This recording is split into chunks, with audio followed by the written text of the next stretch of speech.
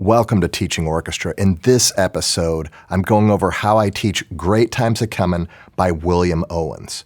William Owens is an extraordinarily prolific composer, writing hundreds of educational works for all sorts of different ensembles. I actually got to play one of his premieres a long time ago in the Lila Cockrell Theater in San Antonio, and it was really fun. William Owens is also an outstanding teacher, he's a great conductor, and he'd be a great choice for a clinician if you're putting together like a festival, or if you just need someone to come into your school district and work with the school orchestras, he'd be an outstanding choice. Sometimes it's good to have an outside perspective, and you can trust his ears. He's an excellent musician. Great Times A-Comin' is graded as a 1.5. Unfortunately, it's not on the Texas PML. In fact, out of the hundreds of compositions that William Owens has written, there's only 2 string orchestra works that are on the PML.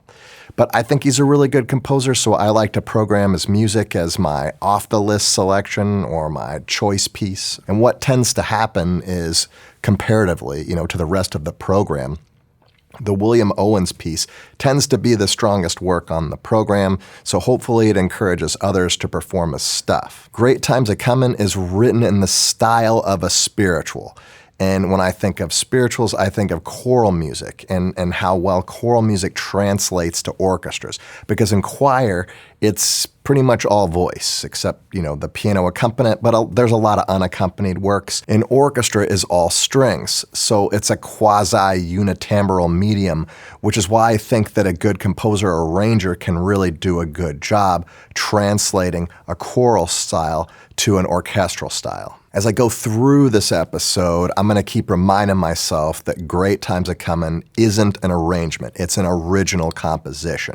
But it feels familiar, so sometimes I get confused and I need to remind myself. When you play through it, you think, yeah, I know this song, and your students are going to actually pick it up really quickly. It just feels familiar. You could do this with a second-year group, or you could even program it as a spring concert piece for a beginning orchestra.